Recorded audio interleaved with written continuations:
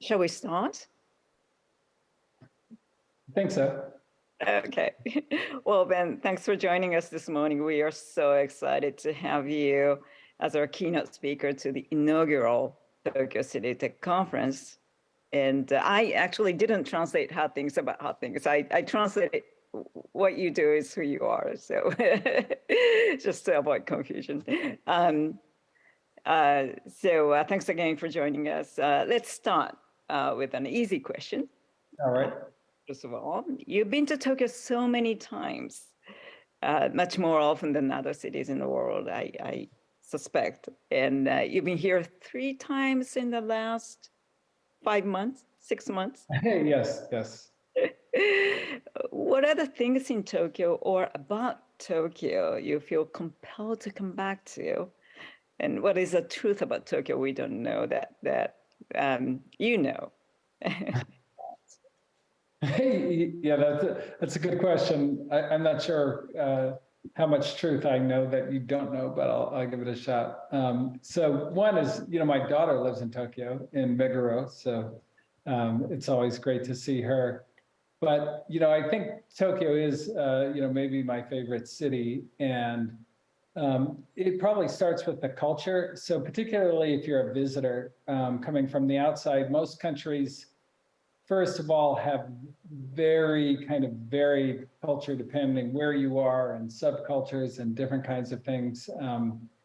But in Tokyo in particular, it's pretty consistent, which makes it very easy for a visitor to adapt, which is nice. And I think kind of central to the culture is this idea of kind of politeness and courtesy, which in kind of in the samurai culture that originated it, it's all about making somebody feel as comfortable as possible, and not only making someone feel as comfortable as possible, but kind of limited in an honest way. So the samurai said, politeness without veracity is nothing. And so not only are people trying to make you as comfortable as possible, but you can trust that it's genuine. And so that, that just makes it a really, really terrific place to visit. And then, kind of finally, it has the best restaurants in all of the world by far. I think the Italian food in Tokyo is better than in Italy, and the French food is definitely better than in France. So Yeah. No question. And the cheeseburgers are better than in America. So yeah, and the pizza as well. Yeah, pizza's incredible. Yeah. No, thank you. That's nice to know. So, talking about hard things.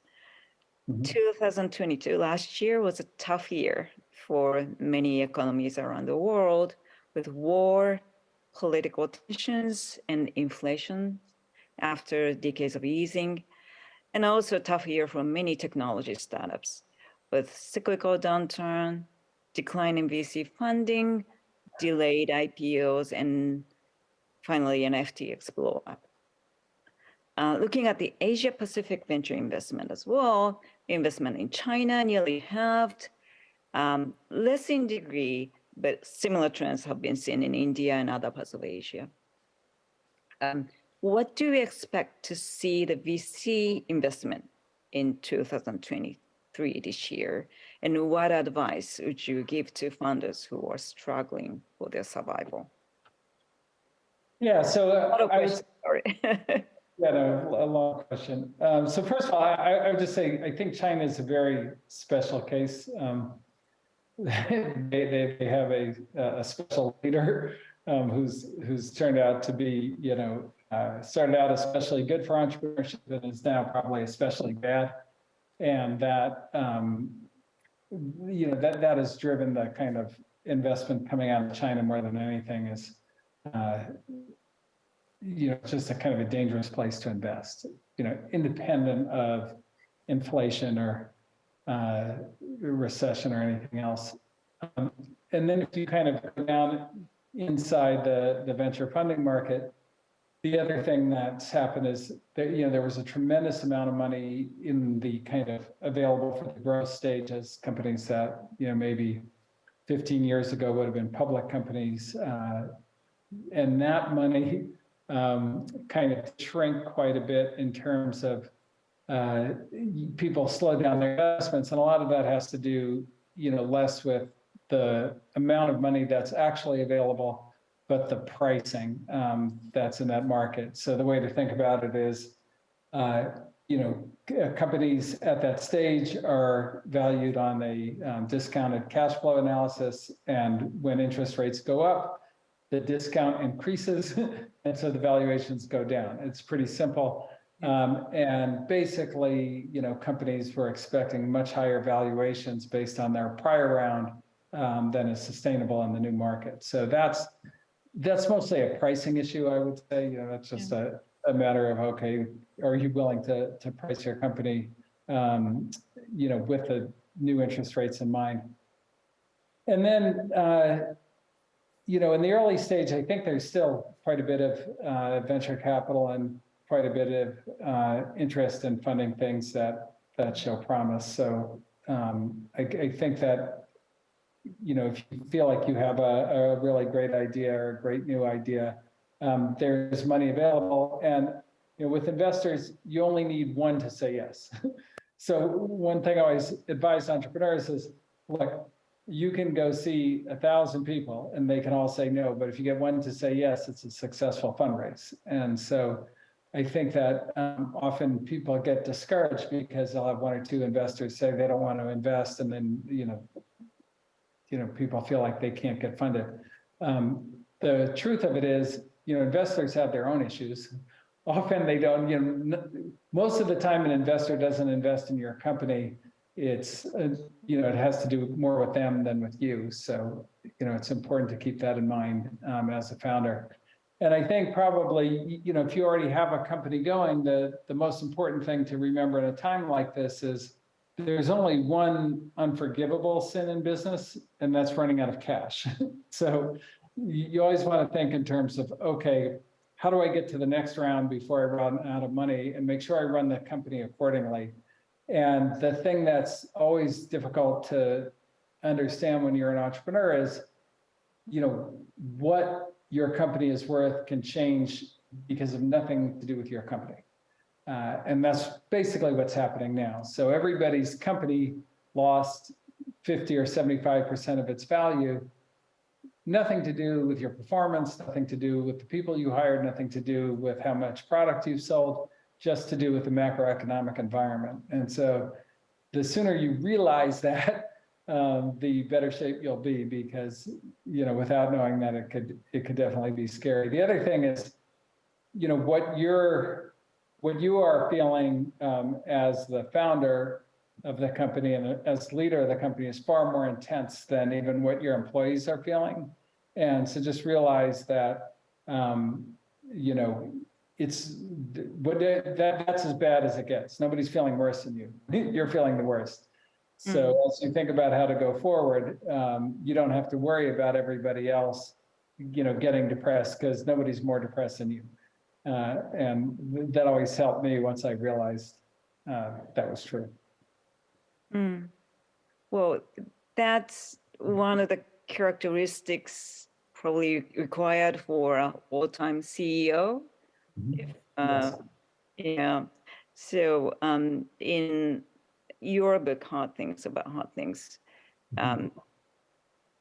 you mentioned that wartime CEOs must have different characteristics from a peacetime CEO.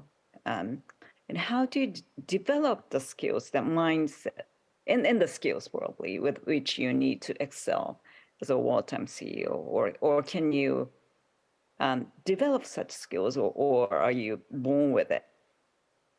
Yeah, it's funny because one of the things that caused me to write the piece was my old mentor, Bill Campbell, had said to me, he's like, Ben, most people can't be peacetime and wartime CEOs. He's like, that's one of the things that you're best at, is you can kind of be a peacetime and a wartime CEO. Of course, I was only peacetime CEO for about 6 months, and then wartime for the rest of the time. So I don't know how good a peacetime CEO I was really.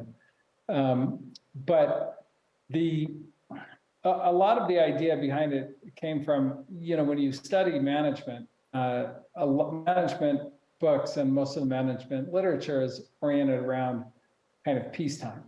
And so the way peacetime works is, all the things management books are true. You should delegate as much as possible. You shouldn't micromanage. You should never berate anybody in public. You want to empower people, all these kinds of concepts, which are all good concepts.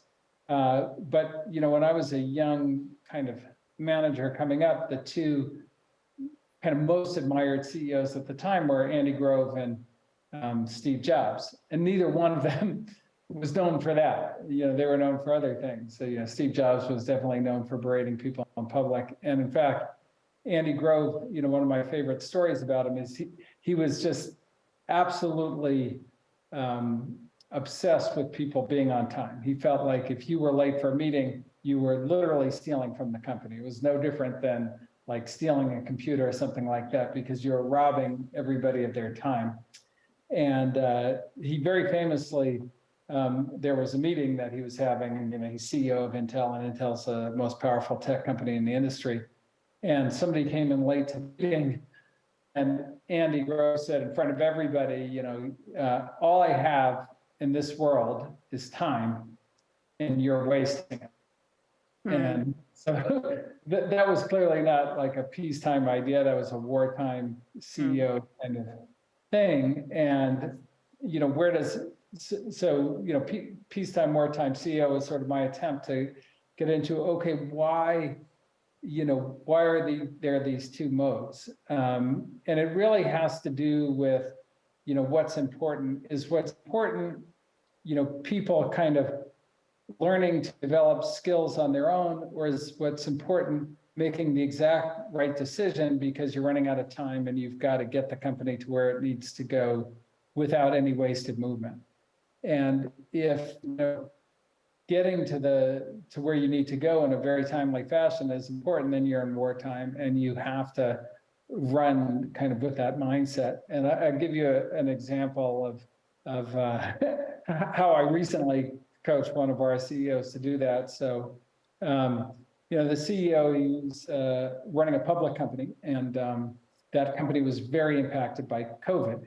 And, their revenue went, close to zero, and they were burning cash very fast and so forth. And of course, naturally, the stock price dropped, basically in half. And so at the board meeting, his head of HR, who had come from Google, which is known, for years as they've been in peacetime for quite a while, proposed that, that every employee gets extra stock, restricted stock units to get them back to the value they had before the stock price dropped.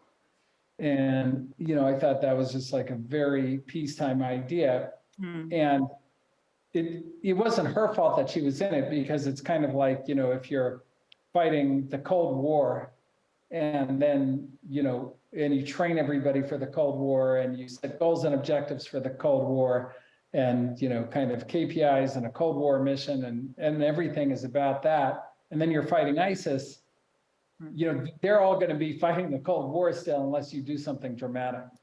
And that's when wartime is called for, is, okay, I don't really have time to reset every bit of training, everybody I've hired and so forth. I have to get the people who can go, left to go left, and everybody else, like, I can't use them anymore. And so I said to him, I was like, look, you've got a peacetime idea that you need to keep everybody in the boat. And that's a very, it's a Google idea, like, we need to retain every employee. It's a war for talent, nobody can leave. But I said, look, this isn't for you. You've got a boat and the boat is leaking and you're 3,000 miles from shore. And if you try and carry everybody to shore, the boat's going to sink. So the last thing you need to do is keep everybody in the boat. In fact, the opposite. So what you have to do is say, okay, like, who are the 10% of the people that I need to get to shore? And take care of those people, but the rest of the people, like if they want to leave, that actually helps you. And so you've got to be dramatic so that people can change. And you're not going to do you can't just go, okay, we're going to reset objectives or give an all hands speech or this. You have to take very sharp action. And, you know, and like, look, sometimes you have to yell at people. Sometimes you have to make it abundantly clear that you're not going that way anymore. You're going a different way. Well, or you'll lose the company. So wartime, you know, I think you could, it's not that you can't learn it, but psychologically it feels very, very, very different. Because, you know, you go from this relative, like you're developing people and you're helping them along and you're being patient and all these kinds of things, to you're completely impatient and you've got to get it done like right now. And not everybody can do it, but like if you think about it, you understand why it's necessary.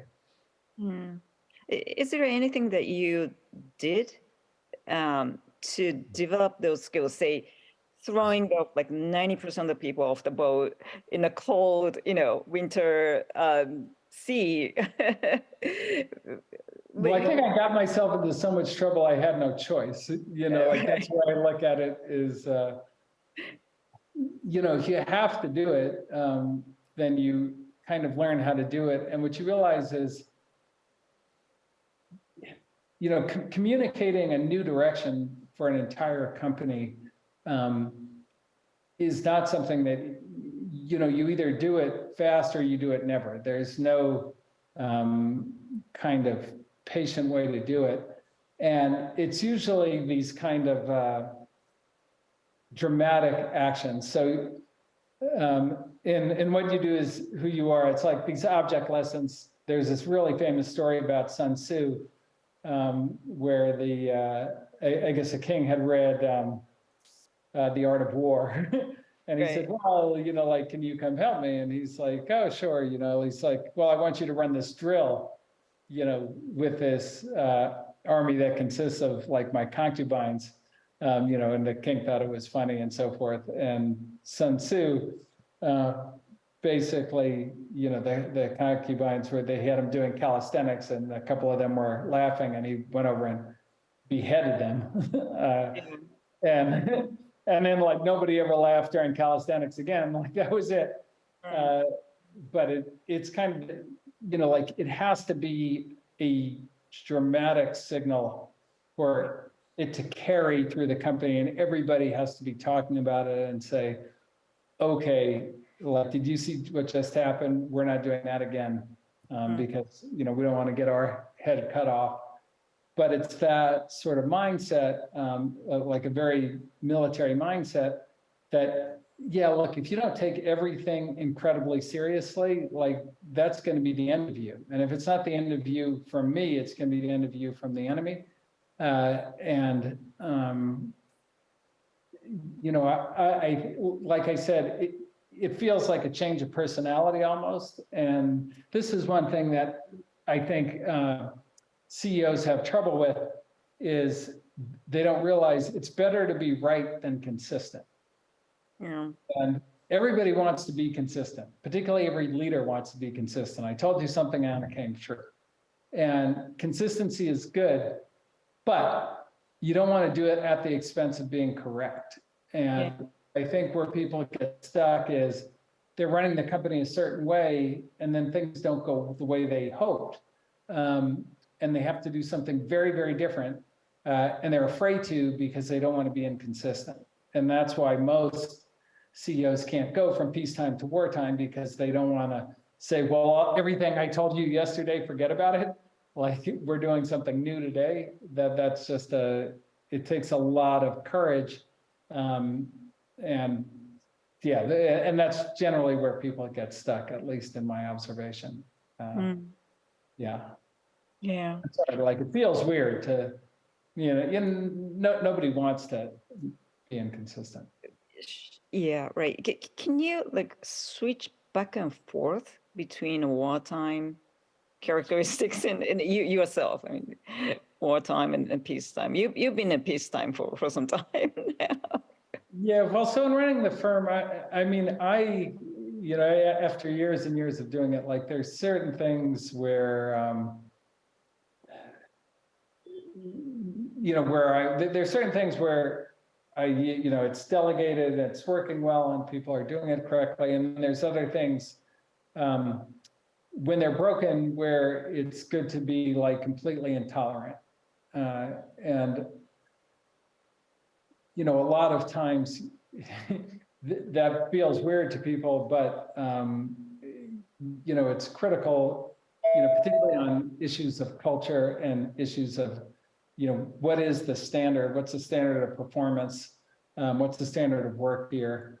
What's the quality of people that we hire? And if you see something kind of below standard and you don't kind of correct it in an almost wartime way, then what often happens is you've set a new standard, and that standard is lower. So I do think even for me, with the firm doing reasonably well right now,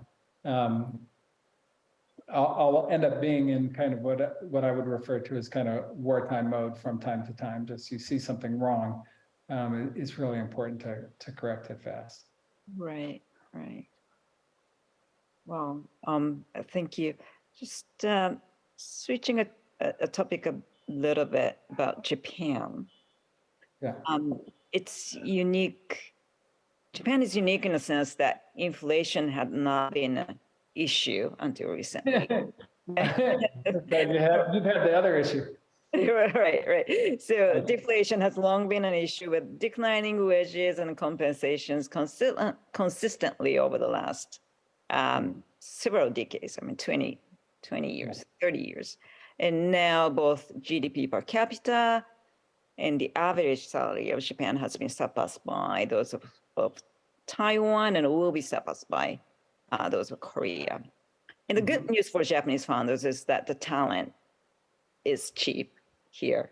Cheap if you're Korean. The bad news is probably the best talent would not stay here.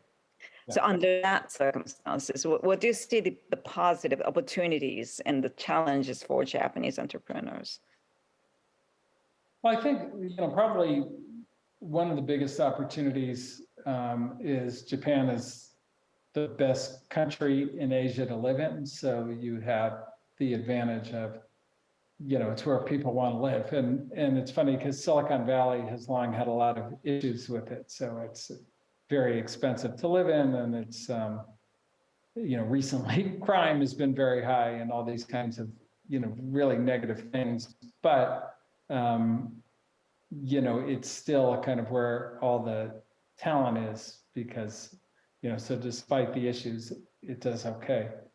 And I think, really the kind of anchor for Japan is it's still, Tokyo is the safest city in the world, probably. And, and it's the best restaurant city in the world. So it's got all the things that people would like.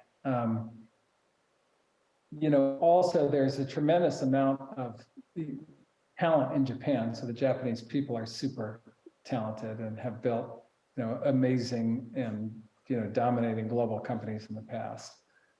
So, that's a kind of a second advantage. And I think the third big thing is, which is an interesting advantage now, is that the people who are really, really talented and want to start and, work at companies in China don't want to do that in China anymore. And we've seen, just tremendous numbers of Chinese entrepreneurs leaving the country. And so there's talent that would like to come to Japan. So you've got talent in the country, you've got a great place to live, and you have kind of talent that wants to come here. So I think those three things are pretty powerful and create a basis at least to start thinking about, okay, yeah, maybe you can create a great company here right now today.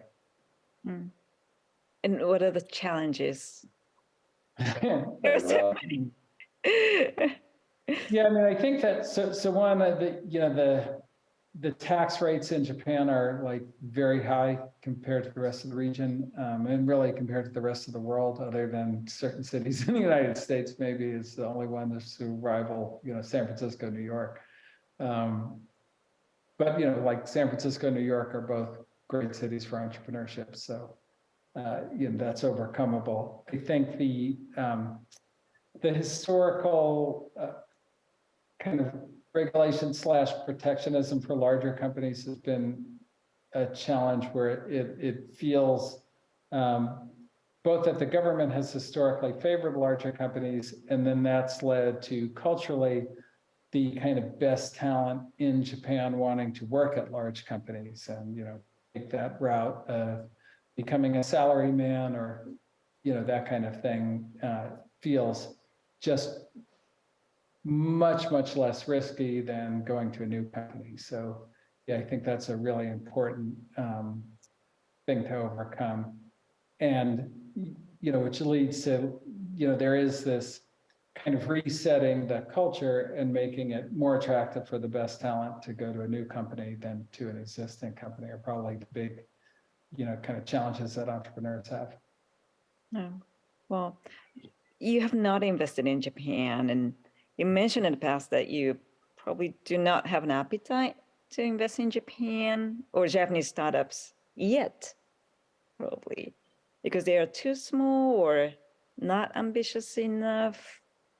Is that correct assessment? Well, there's been a few things. I mean, one, we don't do a tremendous amount of investing outside of the US to begin with. So I think that, our knowledge of the Japanese market is not good enough to invest in a Japanese company that just wants to win in the Japanese market.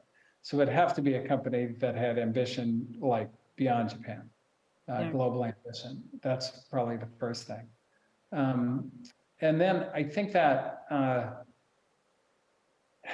there have been, so that the big, if you look at the changeover from Japan being a kind of really powerful country economically in the 80s, with basically kind of writing the tale of semiconductors and automobiles and then, into consumer electronics, to what's happened since. It's really been the rise of software and software engineering being the key thing that, nobody, even today, I think it'd be hard to argue that anybody can compete with Japan on that kind of manufacturing level or, certain kinds of hardware engineering. But at software, Japan hasn't been as good. I think there may be an opportunity coming because, one of the things that's, there's something about the Japanese mind that thinks about user interfaces very uniquely compared, I would just say differently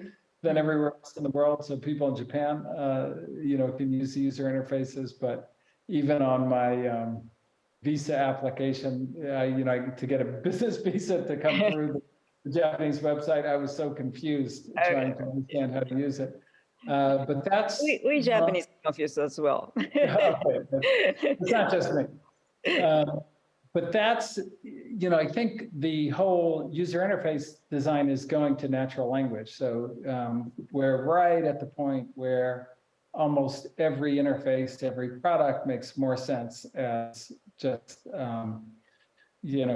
asking the computer what you want in Japanese or in English or in a regular old human language is starting to work. And so I think that will create probably a new opportunity to build companies out of Japan that are interesting in the software space, because I think, at least my perception is that, that's been one of the challenges as, it just hasn't been competitive, particularly from a user interface standpoint. Yeah, many Japanese startups, especially in the software business, I think, start locally and try to succeed locally in Japan, and then when it gets the certain size or it becomes successful in Japan, try to go global. Is that strategy wrong in the first place?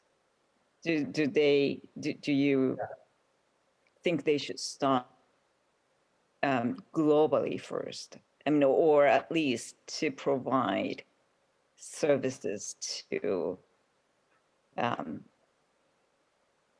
targeted to global audience in the first place? Yeah. So I think that is a dangerous strategy in the following. So on the one hand, it's pragmatic. You know, you're in Japan, you understand the Japanese market, you can start here. I think the problem, which is, you know, maybe even a little unique to Japan, is Japan is so different than every other country. One of the reasons why I like visiting it is it's so different. That, you know, what you do in the Japanese market, both from a product standpoint and then from a go-to-market standpoint, is going to end up being very different. So US companies have tremendous trouble selling into Japan because of the relationship-oriented nature of how those sales happen. And so if you start in Japan, like both that and the product are going to be really different than kind of what you encounter in the outside world. And I've actually spent a lot of time talking to my friend Hiroshi Mikitani, the founder of Rakuten, about this. And, you know, he's, I think he would say that you should really consider the global market, or at least one other market simultaneously to starting in Japan. And he, you know, he's made a huge effort at Rakuten to like have everybody learn English and really push kind of the skills needed to go outside the country. And with a lot of his new projects, he's kind of doing that. So yeah, I think it is tricky to become a global company if you start in Japan exclusively. But you know, I certainly understand the reasons for doing it, but Japan is really unique. That's what I'd say. It's a very unusual. It's very different than selling in South Korea is much more similar to selling in the US than it is to selling in Japan even. So even the Asian countries don't behave like Japan. Because it's protected socially, culturally, in regulatory. Is that what it is, or? Well, I think that's part of it. Socially and culturally, probably the biggest part. And then the Japanese kind of consumer and business are just very different in the way they operate than in, you know, many other cultures, the way decisions are made about what to do and so forth, which is kind of, you know, it's a great strength of Japan, and where Japan can create, you know, brand new like global cultural phenomenon like anime and things like that, because it's so different and it's so original. But that originality, if you're kind of building a product for the globe, can be tricky because it's just a very different kind of place. Interesting. So what does it take for Japanese startups to be considered as investable by you or any other global VCs for that matter? Yeah, I mean, look, I think that. Sorry. Anything that, you know, like anything that's a real breakthrough idea that I think has, you know, has kind of global applicability is going to be interesting. You know, the other thing is, can you show that you can get world-class talent? That's probably the biggest thing for new companies for us is, you know, for years that meant, you know, that if the company wasn't in Silicon Valley, you had to really kind of be able to convince people that you could get talent that was as good as the engineering talent in Silicon Valley. Now, talent has started to spread out, and I think that's a big advantage. You know, people can work remotely and these kinds of things. But that would probably be the biggest thing, you know, for us is, okay, when we look at the team, are they as good as sort of the best team in, you know, in San Francisco or in Palo Alto? Right. Yeah. So the Japanese government under Mr. Kishida, Prime Minister Kishida, has elevated startup revitalization as one of his priorities, investing 1 trillion yen to the ecosystem. And if you are prime minister or minister of economy, trade, and industry of Japan, what would you do? What would be the 1 or 2 things that you would implement? Yeah, so I think they've rolled out a lot of things in the last several months, and as you know. Yes, I think, you kind of have to start with, what is the goal and of any of these kinds of programs? And the goal is really to attract the most talented people to start companies in Japan. Like that's, and be they Japanese people or, kind of people coming from China, people coming from Singapore or wherever. And so, it starts with like, how do you become the most attractive country in the region for entrepreneurship? And I think that, capital is probably the easiest part of that. And just like, I think China is a great example of this, right? When China was a really fertile ground to start a company and become an entrepreneur, and the government did a lot of things to kind of clear the way, the regulatory way, and so forth, the capital just swarmed into China from all over the world, from, the US, from India, from everywhere was investing in China. And then as soon as that environment changed, all the capital left.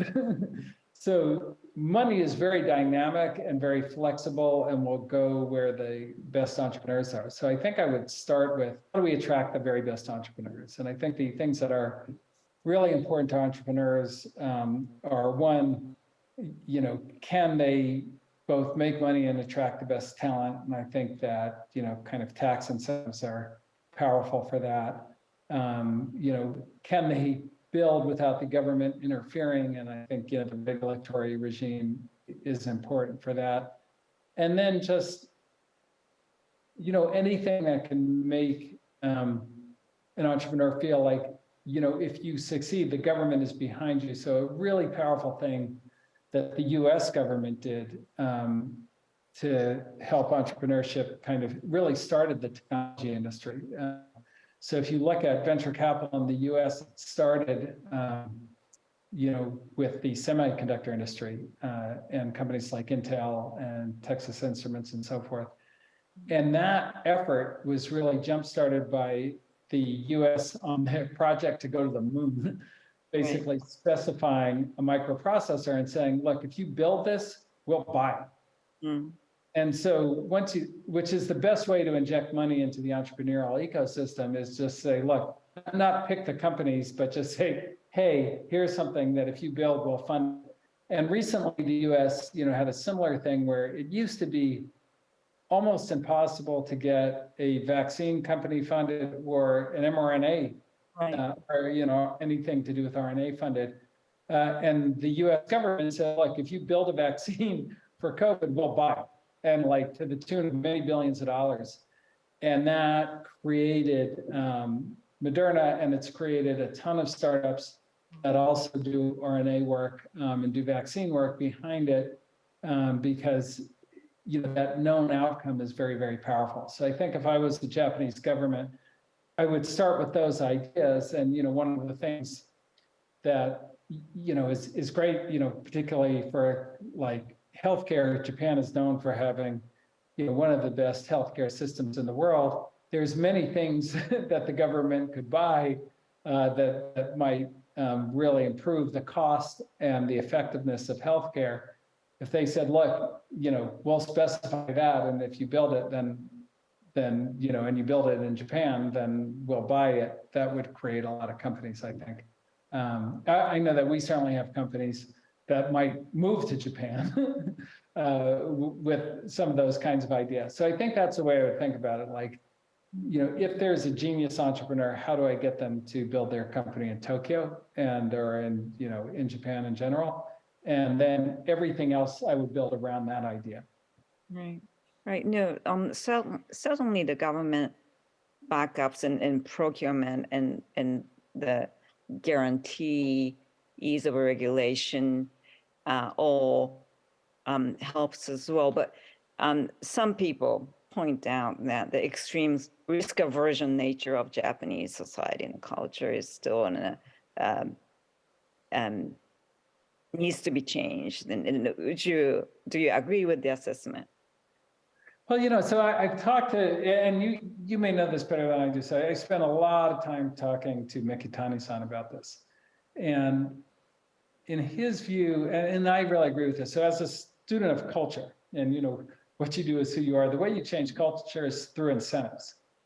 And so the incentive really being, like if you can be a great success by being an entrepreneur, the culture will change very fast for you. And I think that what's missing is like, where are all the successful entrepreneurs in Japan? There are just too few of them. And so it really goes together, and you're going to need some pioneers and so forth. But I think changing the culture through, things that aren't incentive based is going to be like a very slow and long process by comparison. And, I've heard, in the way the schools work and this and that and the other, and all of Japanese society and so forth. But I think that if young people can succeed and have, great fulfilling lives by being entrepreneurs, that's what they're going to do, regardless of the historical culture. And so I really think that's where the focus ought to be. Right. No, that's great. That's a great insight. And thank you so much for your time today. Yeah, thank you. Thank you for having me. Arigatou gozaimasu. ありがとうございました。Thank you so much. Thank you.